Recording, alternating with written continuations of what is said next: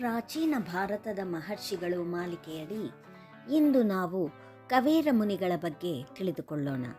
ಕವೇರನು ಮೊದಲು ರಾಜನಾಗಿದ್ದು ಅನಂತರ ಋಷಿಯಾದುದರಿಂದ ರಾಜರ್ಷಿ ಎಂದು ಪ್ರಸಿದ್ಧನು. ಅವನು ಯೋಗಶಾಸ್ತ್ರದಲ್ಲಿ ನಿಪುಣನಾಗಿದ್ದನಲ್ಲದೆ ಸರ್ವಶಾಸ್ತ್ರ ವಿಶಾರದನೆನಿಸಿದ್ದನು. ಜಿತೇಂದ್ರಿಯನೂ ಜಿತಾಹಾರನೂ ಆದ ಅವನು ಏಕಾಂತ ಪ್ರಿಯನಾಗಿದ್ದ. ಯಾರಿಂದಲೂ ಏನನ್ನೂ ಸ್ವೀಕರಿಸಲು ಇಷ್ಟಪಡುತ್ತಿರಲಿಲ್ಲ. ಕೆಲವು ಕಾಲ ರಾಜ್ಯವನ್ನು ಆಳಿ ಯಜ್ಞ ಯಾಗಾದಿಗಳನ್ನು ಆಚರಿಸಿದನು. ಆದರೆ ಕರ್ಮಗಳು ಅವನ ಮನಸ್ಸಿಗೆ ಶಾಂತಿಯನ್ನ ಕೊಡಲಿಲ್ಲ.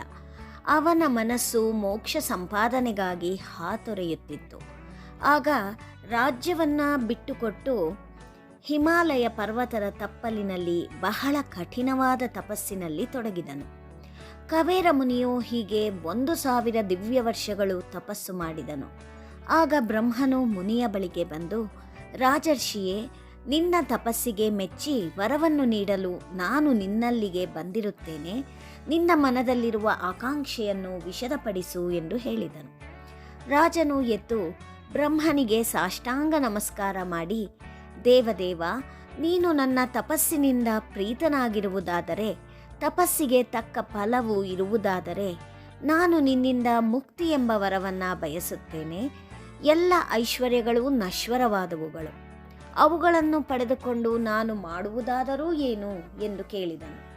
ಆಗ ಬ್ರಹ್ಮನು, ನಾನಾಗಲಿ ಬೇರೆ ಯಾವ ದೇವತೆಗಳೇ ಆಗಲಿ ಮೋಕ್ಷವೆಂಬ ವರವನ್ನು ಕರುಣಿಸಲು ಸಮರ್ಥರಲ್ಲ. ಅಚ್ಯುತನೊಬ್ಬನು ಮಾತ್ರ ಅಂತಹ ದಿವ್ಯವಾದ ವರವನ್ನು ನೀಡಲು ಸಮರ್ಥನು ಎಂದು ಹೇಳಿ, ಮಹಾಮುನಿಯೇ, ನನ್ನ ಪುತ್ರಿಯಾದ ವಿಷ್ಣುಮಾಯೆಯು ಜಗನ್ಮಾತೆಯು. ಅವಳನ್ನು ನಿನಗೆ ಪುತ್ರಿ ರೂಪದಲ್ಲಿ ಪ್ರದಾನ ಮಾಡುತ್ತೇನೆ. ಅವಳು ನಿನಗೆ ಮೋಕ್ಷವನ್ನು ತಂದುಕೊಡಬಲ್ಲಳು. ಹೀಗೆಂದು ಹೇಳುತ್ತಾ ಬ್ರಹ್ಮನು ಲೋಕ ವಿಮೋಹಿನಿಯಾದ ವಿಷ್ಣುಮಾಯೆಯನ್ನು ಧ್ಯಾನ ಮಾಡಿದನು. ಆಗ ಸರ್ವಾಭರಣಭೂಷಿತಳು ವಿಶಾಲಾಕ್ಷಿಯೂ ಆದ ವಿಷ್ಣುಮಾಯೆಯು ಪ್ರತ್ಯಕ್ಷಳಾದಳು. ದೇವಗಂಧರ್ವಾದಿಗಳೆಲ್ಲ ಅವಳನ್ನು ಸ್ತುತಿಸುತ್ತಿದ್ದರು. ಪಿತಾಮಹನು ಅವಳನ್ನು ಕಂಡು, ಮಗಳೇ, ಈ ಯೋಗಿಯು ಮುಕ್ತಿಯನ್ನು ಮಾತ್ರ ಬಯಸುವವನಾಗಿದ್ದಾನೆ. ಇವನ ಪುತ್ರಿ ರೂಪದಿಂದ ಇದ್ದು ಮೋಕ್ಷ ಮಾರ್ಗ ಸಾಧಕಿಯಾಗು. ಇನ್ನು ಮುಂದೆ ನೀನು ಕಾವೇರಿ ಎಂಬ ಹೆಸರಿನಿಂದ ಪ್ರಸಿದ್ಧಳಾಗುವೆ. ನದಿ ರೂಪದಿಂದ ಸರ್ವತೀರ್ಥಮಯಿಯಾಗಿ ಲೋಕ ಪಾವನೆಯಾಗುವೆ. ನಿನ್ನ ಇನ್ನೊಂದು ಅಂಶದಿಂದ ಲೋಪಾಮುದ್ರಾ ಎಂಬ ಹೆಸರಿನಿಂದ ಶೋಭಿತಳಾಗುವೆ. ಆಗ ನೀನು ಮುನೀಂದ್ರ ಅಗಸ್ತ್ಯರ ಪತ್ನಿ ಎನಿಸುವೆ ಎಂದು ಹೇಳಿ ಬ್ರಹ್ಮನು ಅಂತರ್ಧಾನನಾದನು. ಬ್ರಹ್ಮನ ಮಾತಿನಂತೆ ಆ ವಿಷ್ಣುವಿನ ಶಕ್ತಿ ಸ್ವರೂಪಳಾದ ಕನ್ಯೆಯು ಕವೇರ ಮುನಿಯ ಆಶ್ರಮದಲ್ಲಿ ಇರತೊಡಗಿದಳು. ಅವಳನ್ನು ಪುತ್ರಿಯನ್ನಾಗಿ ಪಡೆದು ಕವೇರನು ಬಹಳ ಸಂತೋಷಗೊಂಡನು. ವಿಷ್ಣುಮಾಯೆಯನ್ನು ಕುರಿತು, ನನಗೆ ಲೋಕಮಾಯೆಯ ಪಿತೃತ್ವವೇ ನಿನ್ನಿಂದ ಪ್ರಾಪ್ತವಾಯಿತು. ನಿನ್ನನ್ನು ನೋಡುತ್ತಿರುವಂತೆಯೇ ನನ್ನ ಚಿತ್ತವು ಶುದ್ಧತೆಯನ್ನು ಪಡೆಯಿತು. ಕರ್ಮಗಳೆಲ್ಲವೂ ಮೋಕ್ಷ ಮಾರ್ಗಕ್ಕೆ ವಿಘ್ನಕಾರಕಗಳೆಂದು ಅರಿತುಕೊಂಡೆನು.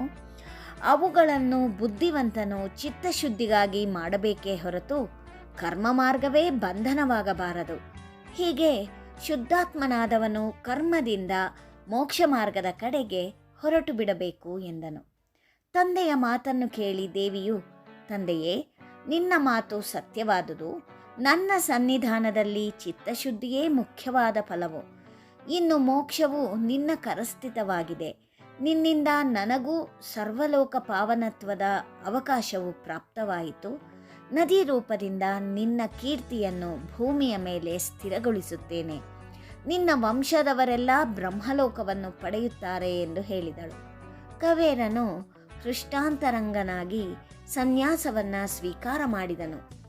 ಎಲ್ಲ ವಸ್ತುಗಳಲ್ಲಿಯೂ ಸಮದೃಷ್ಟಿಯುಳ್ಳವನಾಗಿ ಒಳಗೂ ಹೊರಗೂ ಸರ್ವತ್ರವೂ ಮಹಾವಿಷ್ಣು ಸ್ವರೂಪವನ್ನು ಕಾಣತೊಡಗಿದನು. ಮೌನ ವ್ರತವನ್ನು ಧರಿಸಿ ಸುಖ ದುಃಖಗಳನ್ನು ಬಿಟ್ಟು ಪ್ರಾಪ್ತವಾದುದನ್ನು ಭಕ್ಷಿಸುತ್ತಾ ಸಂಚರಿಸತೊಡಗಿದನು. ಪರಮಾತ್ಮನ ಧ್ಯಾನದಲ್ಲಿ ಉನ್ಮತ್ತನಾದ ಅವನಿಗೆ ಲೋಕದ ಪರಿವೆಯೇ ಇರಲಿಲ್ಲ. ಹೀಗೆ ಅವನು ಕೊನೆಗೆ ಹರಿಯಲ್ಲಿ ಐಕ್ಯನಾದನು. ಕಾವೇರಿಯು ಕೆಲವು ಕಾಲ ಕವೇರ ಮುನಿಯ ಆಶ್ರಮದಲ್ಲಿಯೇ ತಪಸ್ಸನ್ನು ಮುಂದುವರಿಸಿದಳು. ವಿಷ್ಣುವು ಬಂದು ಅವಳ ಅಪೇಕ್ಷೆ ಏನೆಂದು ಕೇಳಿದಾಗ ಅವಳು ಕವೇರನಿಗೆ ಮಾತು ಕೊಟ್ಟಂತೆ ನದಿ ರೂಪಳಾಗಿ ಲೋಕ ಪಾವನೆಯಾಗಬೇಕೆಂಬ ವರವನ್ನ ವಿಷ್ಣುವಿನಿಂದ ಕೇಳಿದಳು. ನಾಸ್ತಿಕರು, ಕೃತಜ್ಞರು, ದುರಾಚಾರಿಗಳು, ವೇದ ಬಾಹಿರವಾದ ಆಚಾರವುಳ್ಳವರು ಕೂಡ ಸ್ನಾನ ಮಾತ್ರದಿಂದ ನಿಷ್ಪಾಪರಾಗಬೇಕೆಂದು ಅವಳು ಬಯಸಿದಳು. ವಿಷ್ಣುವು ಅವಳಿಗೆ ದಕ್ಷಿಣದ ಜನರಿಗೆ ಗಂಗೆಯ ಸಾನ್ನಿಧ್ಯವನ್ನು ಕೊಡಲು ಸಹ್ಯಾದ್ರಿಯಿಂದ ನದಿಯಾಗಿ ಪ್ರವಹಿಸುವಂತೆ ಆದೇಶವಿತ್ತನು. ಗಂಗೆಯು ದೇವನ ಪಾದೋದ್ಭವೆಯಾದರೆ ಕಾವೇರಿಯ ತೊಡೆಯ ಮೇಲೆ ದೇವನ ಆವಾಸವಿದೆ. 3 ಸ್ಥಳಗಳಲ್ಲಿ ಕಾವೇರಿ ತೀರದಲ್ಲಿ ರಂಗನಾಥನ ರೂಪದಿಂದ ವಿಷ್ಣು ಮಲಗಿದ್ದಾನೆ. ಇಂತಹ ನದಿಯನ್ನ ನಮಗೆ ಕೊಟ್ಟವರು ಕವೇರ ಮುನಿಗಳು. ಕವೇರ ಮುನಿಗಳ ಆಶ್ರಮ ಇದ್ದುದು ಹಿಮಾಲಯದಲ್ಲಿ. ಅಲ್ಲಿಂದ ಕಾವೇರಿಯನ್ನು ದಕ್ಷಿಣಕ್ಕೆ ತಂದವರು ಅಗಸ್ತ್ಯ ಮಹರ್ಷಿಗಳು. ಬ್ರಹ್ಮನು ಅಗಸ್ತ್ಯರನ್ನ ಸಂಧಿಸಿ ಕವೇರ ಮುನಿಯ ಆಶ್ರಮದಲ್ಲಿ ತಪಸ್ಸು ಮಾಡುತ್ತಿರುವ ವಿಷ್ಣು ಮಾಯೆಯ ವಿಚಾರವನ್ನು ತಿಳಿಸಿ ಅವಳನ್ನು ದಕ್ಷಿಣದಲ್ಲಿ ಪ್ರತಿಷ್ಠಾಪಿಸುವಂತೆ ಕೇಳಿಕೊಂಡನು. ಅದರಂತೆ ಅಗಸ್ತ್ಯರು ಕಾವೇರಿಯನ್ನು ಅರಸುತ್ತಾ ಕವೇರಾಶ್ರಮಕ್ಕೆ ಬಂದರು. ಕಾವೇರಿಯು ಅವರನ್ನು ವಿಧಿವತ್ತಾಗಿ ಆದರಿಸಿದಳು. ಒಂದು ಅಂಶದಿಂದ ಅವರ ಪತ್ನಿಯಾಗಿಯೂ ಇನ್ನೊಂದು ಅಂಶದಿಂದ ಅವರ ಕಮಂಡಲದಲ್ಲಿ ಜಲವಾಗಿಯೂ ನೆಲೆಸಿದಳು. ವಿಂಧ್ಯ ಪರ್ವತವನ್ನು ಮಣಿಸಿ ದಕ್ಷಿಣಕ್ಕೆ ಬಂದ ಅಗಸ್ತ್ಯರು ಸಹ್ಯಾದ್ರಿಯಲ್ಲಿ ಕಾವೇರಿಯನ್ನ ಸ್ಥಾಪಿಸಿದರು. ಅರ್ಜುನನು ತೀರ್ಥಯಾತ್ರೆಯ ಕಾಲದಲ್ಲಿ ಈ ನದಿಯಲ್ಲಿ ಸ್ನಾನ ಮಾಡಿದ್ದನೆಂದು ಮಹಾಭಾರತದ ಸಭಾಪರ್ವ ಹೇಳಿದೆ. ನಕುಲನು ರಾಜಸೂಯ ಯಾಗದ ಸಂದರ್ಭದಲ್ಲಿ ದಕ್ಷಿಣ ದಿಕ್ಕಿನ ದಿಗ್ವಿಜಯಕ್ಕೆ ಹೊರಟು ಕಾವೇರಿ ತೀರಕ್ಕೆ ಬಂದಿದ್ದನೆಂದು ತಿಳಿದು ಬರುತ್ತದೆ. ಆದ್ದರಿಂದ ಮಹಾಭಾರತದ ಕಾಲಕ್ಕೂ ಹಿಂದೆಯೇ ಕವೇರ ಮುನಿಗಳು ಈ ದಕ್ಷಿಣ ಗಂಗೆಯ ಉಗಮಕ್ಕೆ ಕಾರಣರಾದರೆಂದು ಹೇಳಬಹುದು.